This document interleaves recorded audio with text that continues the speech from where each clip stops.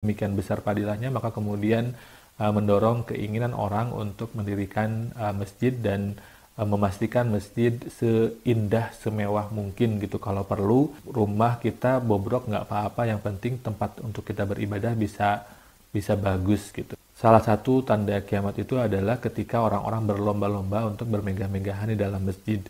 Walaupun kalau misalkan kita bedah lebih jauh, menurut Al-Azim Abadi dalam Syarah Sunan Abu Daud, itu sebetulnya yang digarisbawahi itu bukan masjid yang mewahnya, tapi kesombongan yang menyertai dalam membangun masjid gitu.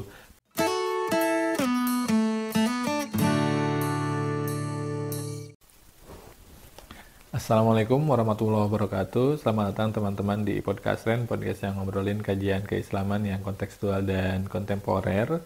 Indonesia merupakan negara yang mensaksi matai tumbuhnya, semakin banyaknya, menjamurnya kalangan menengah ke atas muslim.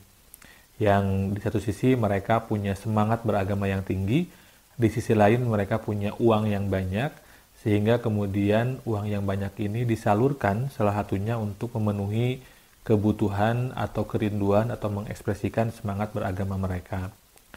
Nah, salah satunya disalurkan dengan cara disedekahkan atau diwakafkan untuk pembangunan masjid. Sehingga bisa kita lihat banyak sekali masjid-masjid yang mewah-mewah di Indonesia, yang itu berangkat dari kerinduan atau keinginan orang-orang untuk bisa menaruh harta mereka, disedekahkan, diwakafkan, sehingga menjadi tempat yang itu memenuhi kebutuhan beribadah umat Islam. Dan ini sejalan dengan hadis Nabi, diceritakan bahwa suatu ketika Utsman bin Affan hendak merenovasi masjid, kemudian dicegah atau dilarang oleh orang-orang karena mereka ingin melihat masjid itu sebagaimana adanya. Jadi nggak usahlah direnovasi gitu, biarin aja gitu kayak gitu. Terus kemudian Utsman bin Affan menjawab, "Sami'tu Rasulullah sallallahu alaihi wasallam yaqul, man bana masjidallah banallahu lahu fil jannah mislah." Barang siapa yang mendirikan masjid, maka Allah akan mendirikan yang serupa baginya di surga. Nah, yang serupa ini bisa berbentuk, kalau kata Imam Nawawi, bisa berbentuk rumah yang memang tidak terbayangkan gitu, tidak terbayangkan, mala ainun ra'at wala uzrun sami'at wala khatara fi qalbin bashar. Jadi sesuatu yang tidak terimajinasikan oleh kita, melampaui batas imajinasi kita, baik yang terlihat maupun yang mungkin terbersit di dalam hati kita gitu. Atau rumah yang dalam artian dia memiliki kemuliaan dibandingkan dengan rumah-rumah lainnya. Nah, karena demikian fadilahnya, demikian besar fadilahnya, maka kemudian mendorong keinginan orang untuk mendirikan masjid dan memastikan masjid seindah, semewah mungkin gitu. Kalau perlu rumah kita bobrok nggak apa-apa, yang penting tempat untuk kita beribadah bisa bagus gitu. Walaupun dalam hadis lain, bermegah-megahan dalam membangun masjid ini juga disifati sebagai pertanda kiamat gitu. An Anas anan Nabi sallallahu alaihi wasallam qala, man asyratis sa'ah ayatabahan nas fil masajid. Salah satu tanda kiamat itu adalah ketika orang-orang berlomba-lomba untuk bermegah-megahan di dalam masjid. Walaupun kalau misalkan kita bedah lebih jauh, menurut Al-Azim Abadi dalam Syarah Sunan Abu Daud, itu sebetulnya yang digarisbawahi itu bukan masjid yang mewahnya, tapi kesombongan yang menyertai perlombaan untuk bermegah-megah atau bermewah-mewah dalam membangun masjid gitu. Padahal di saat yang sama masjidnya bagus, masjidnya mewah, tapi ternyata dia tidak difungsikan atau dia tidak berfungsi, tidak dimakmurkan sebagaimana semestinya. Dan dalam konteks ini mungkin juga berhubungan dengan kebutuhan kita untuk menghadirkan masjid yang inklusif. Kenapa ini perlu kita catat? Karena kadang-kadang kalau kita lihat banyak sekali masjid, tapi hanya sedikit masjid yang itu ramah terutama bagi kalangan-kalangan, misalkan kalangan-kalangan atau teman-teman yang disabilitas. Misalkan ada penelitian, ada salah satu penelitian yang dilakukan, dan itu menyoal standar inklusivitas masjid. Ini dilakukan oleh Pusat Studi dan Layanan Disabilitas Universitas Brawijaya. Dan dia melihat bahwa ternyata dari masjid-masjid yang dia jadikan sampel, itu rata-rata hanya 4% yang masjid yang dia secara umum memenuhi kebutuhan kalangan atau teman-teman disabilitas secara inklusif gitu. Mulai dari toiletnya atau misalkan tempat wudhunya gitu. Marka penunjuk areanya, slot parkirnya. Kadang-kadang tidak semua masjid juga punya area untuk orang-orang yang menggunakan kursi roda bisa masuk. Belum lagi mungkin pandangan negatif terhadap orang yang berkursi roda yang dia mau ke masjid dan dianggap rodanya kotor sehingga dianggap akan bikin masjidnya menjadi kotor dan seterusnya. Dan ini menjadi persoalan bersama kita gitu. Jadi kita mungkin sudah tiba pada tahap di mana kita bisa menghadirkan masjid yang mewah, tapi pertanyaannya adalah apakah masjid yang mewah itu sudah inklusif ataukah belum? Itu menjadi pertanyaan bersama. Misalkan kalau dalam bayangan saya juga jarang sekali saya menemukan masjid yang punya Al-Quran Braille. Padahal mungkin bisa jadi ada tunanetra yang mau untuk datang dan membaca Al-Quran di masjid begitu. Atau misalkan jangan dulu berbicara soal disabilitas. Untuk perempuan pun kalau kita lihat kadang-kadang di masjid area untuk perempuan itu selalu lebih kecil dibandingkan area untuk laki-laki, seolah-olah jumlah perempuan yang butuh untuk sholat itu jauh lebih kecil dibandingkan dengan laki-laki. Padahal tidak selalu seperti itu. Belum lagi juga masjid yang ramah untuk gender ketiga gitu. Kalau dalam Islam itu kan ada rojul, ada mar'ah, ada hunsa. Nah, hunsa ini adalah gender ketiga yang dianggap memiliki dua kelamin. Nah, ini kita juga tidak familiar dengan masjid yang ramah terhadap gender ketiga ini, dan mungkin juga gender ketiga ini menjadi salah satu pihak minor yang itu terdiskriminasi dengan kondisi masyarakat kita. Nah, ini juga berhubungan dengan cara pandang masyarakat kita, sebagian masyarakat kita yang mungkin belum inklusif, yang kadang-kadang diskriminatif terhadap orang-orang yang kita anggap berkebutuhan khusus atau orang-orang yang dianggap disabilitas, yang dianggap tidak sama dengan kita gitu, dan kita abai terhadap kebutuhan mereka. Saya bertanya teman saya, Mas Mohanif, yang kebetulan juga founder di Favedia, terkait masjid yang inklusif, yang ramah terhadap disabilitas di sini. Kalau secara umum itu ya harus bisa mengakomodir keanekaragaman yang ada gitu. Kayak gitu bagi difabel perempuan, lansia maupun anak-anak. Nah, terutama mereka yang termasuk kelompok rentan gitu. Dalam konteks saya sebagai difabel atau orang lain mungkin menyebutnya disabilitas, tapi saya lebih menyebut difabel karena lebih nyaman gitu ya. Dalam konteks difabel itu yang kira-kira sejauh mana itu akses di masjid itu sudah bisa diterima penyandang difabel gitu, baik itu berupa akses yang bersifat fisik maupun non fisik gitu.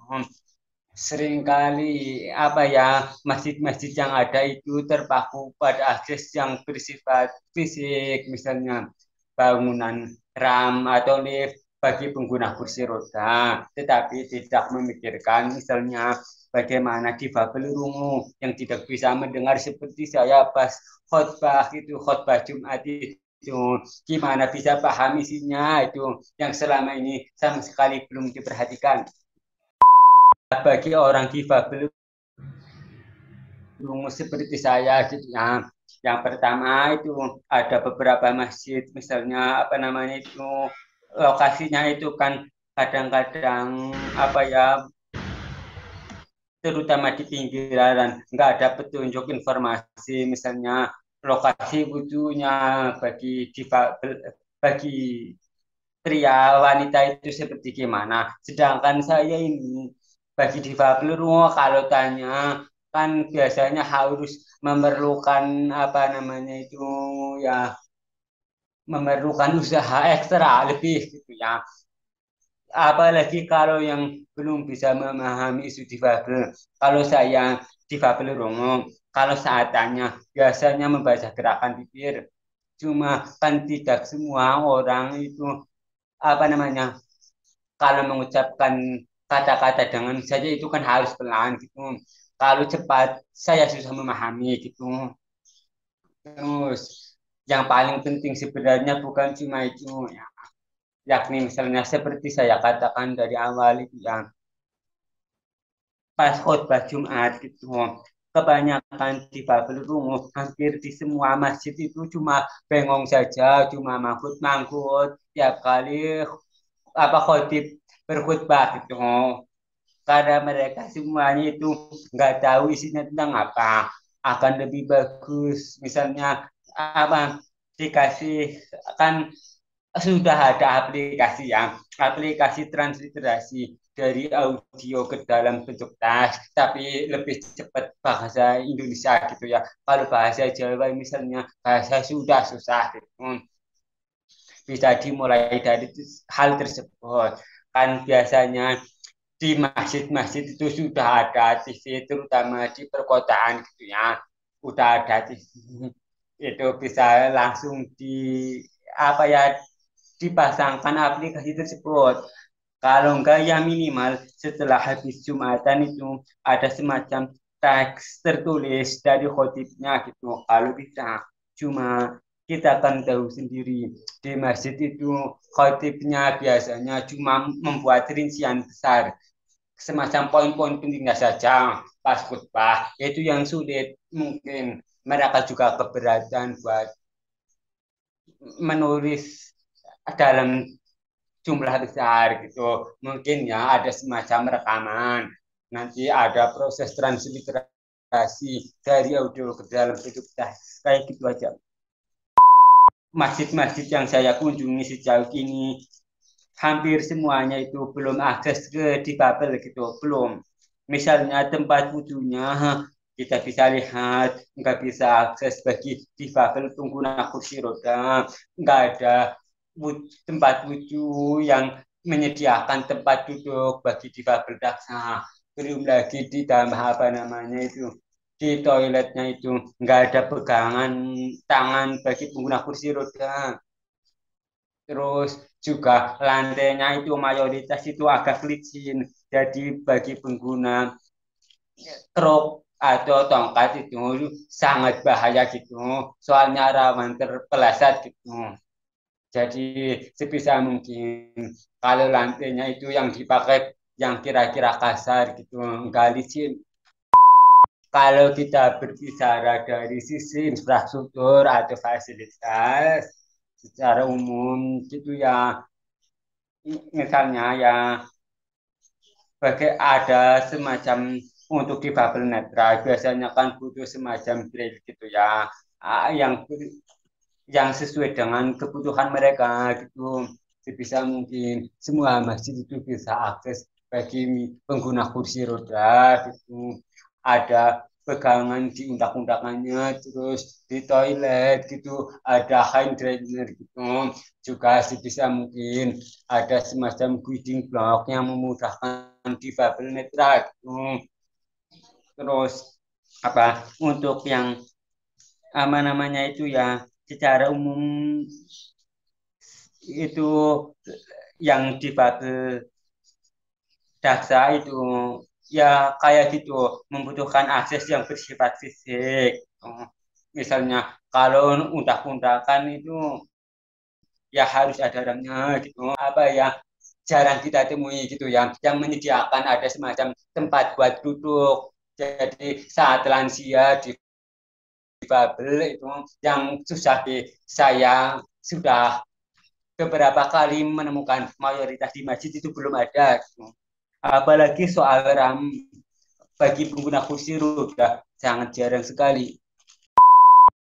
Kalau masjid yang sudah inklusif yang menjadi contoh mungkin itu di masjid kampus UIN Sunan Kalijogo. Jadi di situ sudah ada RAM bagi pengguna kursi roda gitu. Saat khutbah Jumatnya itu sudah ada penerjemah bahasa isyaratnya bagi difabel rungu. Meskipun menurut saya perlu dilengkapi bagi difabel rungu seperti saya yang belum mahir banget bahasa isyarat gitu. Jadi kebutuhan difabel itu berbeda-beda. Ada yang selama ini pakai bahasa isyarat, ada yang apa namanya melihat gerakan bibir berbasis teks tulisan kayak gitu mungkin bisa lihat di Winston kali juga.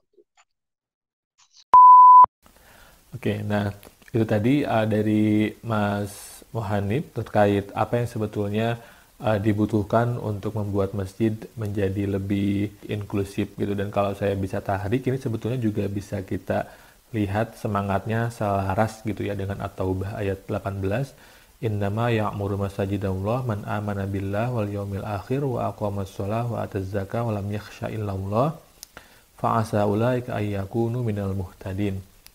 Dan di sini kan subjeknya man amana gitu, orang yang beriman, dan orang yang beriman ini kan tidak bisa hanya kita maknai eksklusif orang-orang yang dalam tanda kutip normal gitu ya, dengan pemaknaan normal sebagaimana yang kita ketahui. Karena di sisi lain teman-teman disabilitas juga adalah bagian dari man amana yang dia butuh untuk difasilitasi sehingga dia bisa termasuk golongan orang-orang yang memakmurkan masjid. Berarti kalau misalkan kita butuh untuk menghadirkan masjid yang inklusif gitu ya, tidak hanya mewah tapi juga mengakomodasi dan merangkul teman-teman disabilitas, mula-mula sepertinya kita juga harus mengubah mindset kita. Tidak bisa lagi kita melihat masjid atau kebutuhan beribadah hanya sebatas dari perspektif orang non-disabilitas, tapi juga harus mencakup perspektif atau sudut pandang teman-teman disabilitas, melibatkan mereka dalam proses perencanaannya, atau setidak-tidaknya merujuk pada Permen PU nomor 30 yang itu sudah merangkum standar bangunan yang itu ramah disabilitas juga. Karena mereka juga sama seperti kita punya hak untuk beribadah, dan di mata Allah kita semua sama, karena yang membedakan bukan kondisi fisik atau kondisi mental dan lain sebagainya, tetapi adalah kadar ketakwaan. Mari kita melangkah lebih tinggi, naik kelas dari asalnya hanya mampu untuk bersemangat menghadirkan masjid yang mewah dan megah. Kita sekarang belajar untuk menghadirkan masjid yang juga ramah disabilitas atau inklusif. Terima kasih. Wassalamualaikum warahmatullahi wabarakatuh.